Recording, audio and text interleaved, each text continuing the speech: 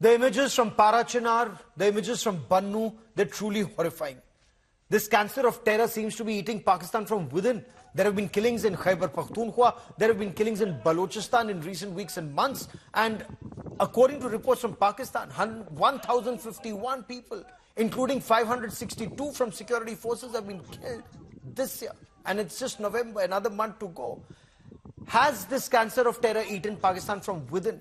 There's religious terror, there's sectarian terror, and now there's a political showdown that's looming large with Imran Khan supporters threatening to take to the streets from the 24th of November. So what's happening in Pakistan? Joining me on this special broadcast is Lieutenant General Vinod Bhatia, former Director General of Military Operations.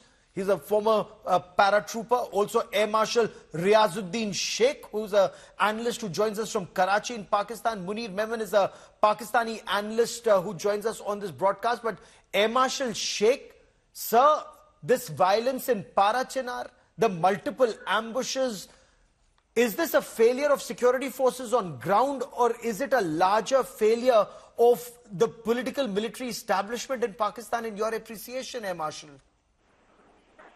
Thank you very much for having me on your show, Gore. And I'm sure you and the General Saab there, Vinod, must be knowing each other since you've been doing some paragraphs yourself. I'm sure you must have run into each other because I understand he was probably leading the paratroopers company that was, or actually the division that was there. And now coming to what you had just asked, there is a failure of governance. There is no doubt about that. And in there, the intelligence. Primarily, there's all kind of insurgencies, no matter where in the world. Whether you look at Korea, you look at Vietnam, you look at Malaysia, you look at Sri Lanka, anywhere, it is not, you can't work against it unless you have actually good intelligence. And for intelligence, you must have the local population working for you. If the local population is not with you, that's what happens that's what happened in Afghanistan, Vietnam, Korea, or wherever else you see. So this is a major issue, really, that to tackle, and that should be a lesson for all our people or all our countries living in the subcontinent. We all have our fault lines. We can all be exploited. And to borrow somebody's phrase, these fault lines can be used and are being used, I presume. So we have primarily, this is what I think has been happening. And that has been the cause, and that has been the reason for what has happened over the month of November and previously also. Okay. Munir Menon, 1,051 killed this year till November in Pakistan, 562 from security forces. Why have things deteriorated so rapidly in Pakistan, in your appreciation, sir? First of all, Gaurav, thank you so much for inviting me over. Firstly, I would like to condemn whatever has happened in Pakistan. The terrorist activity really has really made all of us very sad because it's not something usual. Coming to your point, yes, okay, I seem to have lost your audio. We'll try and reestablish that link in just a moment. Are you on mute? Will you unmute yourself, sir? I'm not on mute. Go on. Can you hear me? Strength 5, go on. Okay. Gaurav, yes, it is something alarming for Pakistan because whenever Pakistan tries to regain its economy and just start building up its economy and things started to get look better, something like this on such lines happens in Pakistan. Yes, I agree to what our General Saab has said, that yes, there are the fault lines and these fault lines needs to be fixed. And these fault lines are in any country, especially in subcontinent, we see quite often that these countries and these fault lines are being exploited. So, and you know, both of you are answering in generalities. I'm on specifics on what's happening in Pakistan, in Khyber Pakhtunkhwa, in Balochistan. You know, since this isn't a long academic debate, it's a news show, my request to both our guests would be if we stay on specifics here about Pakistan. But General Bhatia, things appear to be so bad that China now wants to put boots on ground in Pakistan. Is that, in your appreciation, sir, a major vote of no confidence in the Pakistani security forces? Gaurav, firstly, let me say that's sad what has happened. Terrorism anywhere has to be condemned, and heart goes out to the people who have suffered the terrorism. But having said that, yes, for China, the CPC is important, and it is central to the DRA dream. And if you recollect, President Xi Jinping within 24 hours of his becoming the president on the 13th of March 2013, he approved the Gwadar Agreement, which was finally signed on 16th of May 2013.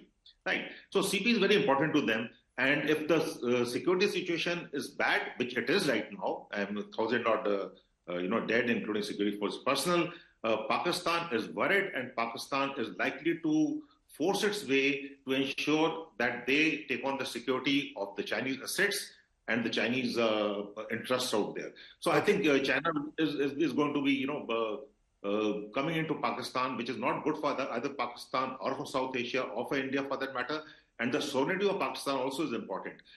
Pakistan cannot become a client state of China and should not become a client state of China. Okay, Air Marshal Sheikh. Let me go back a little, please. Gaurav, give me a minute. Okay. See, unfortunately, though, Pakistan, I think, asked for this trouble because if I recollect properly, General Hamid Gul was a former DG ISI.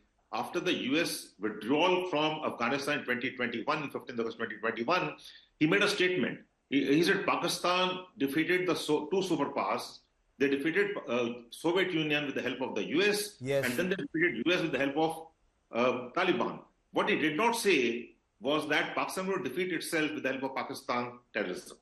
You know, that's truly heartbreaking to hear. But Air Marshal Sheikh, is that also your appreciation?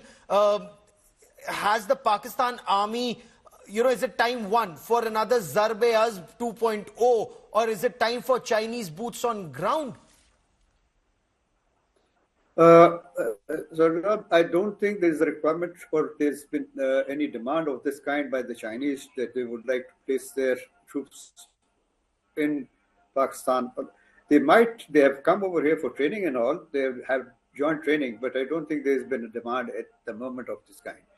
As regard security is concerned, whether Zarb-e-Azb 1 or 2 or 01 or 02, I think they will be able to handle. But it will cost both sides terribly. And in this, unfortunately, there will be many more lives lost. It will be one way, and probably some sort of thing will have to be done. Some political maneuvering along with the military. It can't be a military solution alone. It will have to be both, and both of them will have to make some sort of concessions. And what General Saab was saying is another point, which yet after the American withdrawal, it was actually learning before, and that is lesson for those who are in Quad 4 now, to learn that when you have somebody who you are helping or working with, when you have to end up giving people after Bin Laden over to them, and such people who are now presently forming the government in Afghanistan, it becomes very difficult to have very good relations. Okay. Like Maulana Zarif, he was unfortunately one who was there. So there have been such things, and it is for all of us in this region and all over the world to learn lessons out of this. And you must make sure that... No, but does Pakistan fail to learn those lessons, Air Marshal? And let me take this to Munir Menon. Munir, when you look at what happened in August 2021, American forces were withdrawing, the Taliban was taking over. You had then DG ISI at the Serena Hotel with a mug of coffee in his hand, virtually gloating, and Pakistan was talking about Hakiki Azadi or words to that effect. And what Imran Khan was saying, Imran Khan is currently in jail. Whatever happened to that Hakiki Azadi, that plan to rehabilitate TTP, has all of that boomeranged so disastrously for Pakistan? Gaurav, firstly, I'm just listening all these plans from you because right now in Pakistan, there is no such plan. And what you see in Pakistan is what gets agreed that these terrorist activities are being a real concern for Pakistan. But if you notice the trends, all these activities are around the border areas.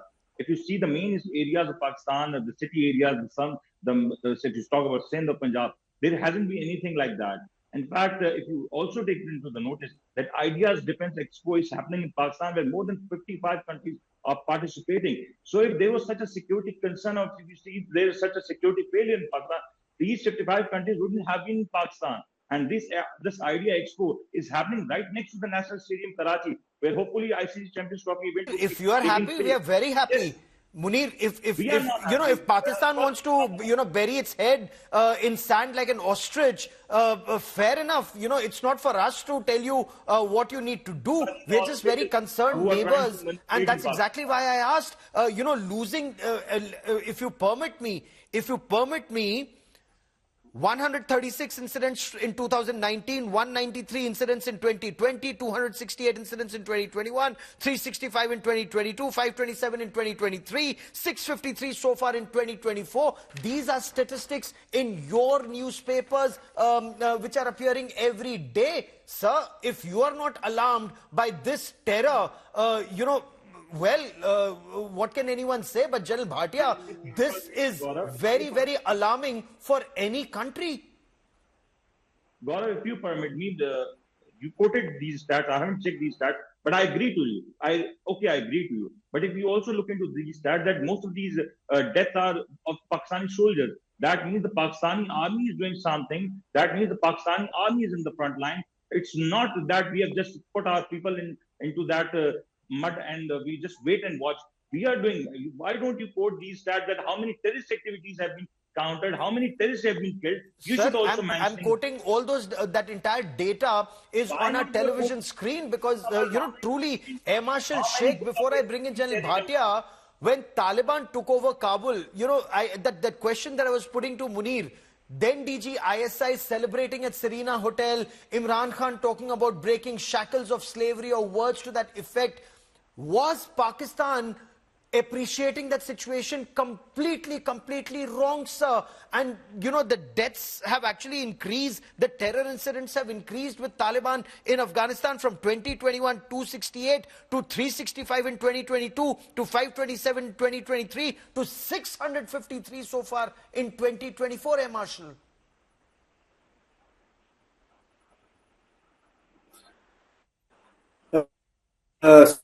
Sarwar, Go on, sir. what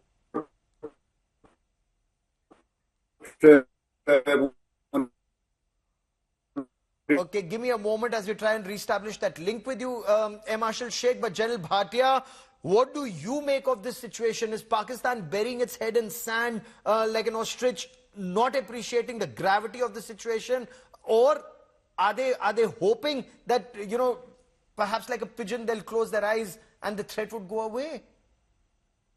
I don't think the threat is going anywhere. You can ride a tiger.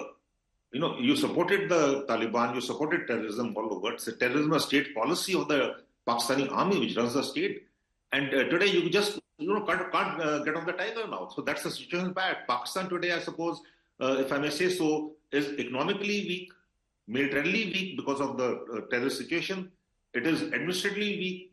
It is governance weak, politically weak. Right? If you look at all this thing today, it's weak.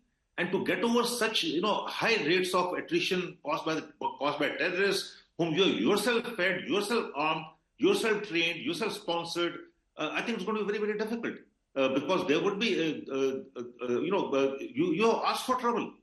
And to get this done, especially now with so much of, you know, interest of the Chinese, which gets involved, and you want the Chinese economy to, the Chinese to come up with the infrastructure, with the dams, with the power project, water. So I think it's going to be very, very difficult. So they'll have to make some compromises there, and the Pakistan military will have to take action. Terrorism cannot be, like I said, cannot be accepted in any form. But like, it's not right. We don't. We are paid by terrorist attacks in Pakistan. It's a neighbor, and now the Chinese. So I think it is, and we have also, you know, let me also say that the ceasefire along the line of control gives Pakistan army the leeway to redeploy and focus on terrorism. Absolutely. In fact, it's because of that ceasefire they were able to withdraw a couple of divisions and put them on their northwest frontier province. And India's always respected that ceasefire at the LC. But Air Marshal Sheikh, if I have you back, was Pakistan's rehabilitate Taliban policy wrong post 2021? Has it boomeranged on Pakistan, sir? I think it's not a new, it's a very old policy. It's been going on during the first occupation of Afghanistan by the Russian troops, Soviet at that time. But yes, unlike Iran, which were much more sensible, they kept them confined to limited areas. In Pakistan, it wasn't done. But Sarwat, going back to what I was mentioning earlier, I was looking forward to a discussion which was to actually focus on the subcontinent and what can be done about it here, and what lessons are there if you want Pakistan to share with you as our neighbors as such. You have to be careful. Like I mentioned at the beginning, there are fault lines everywhere.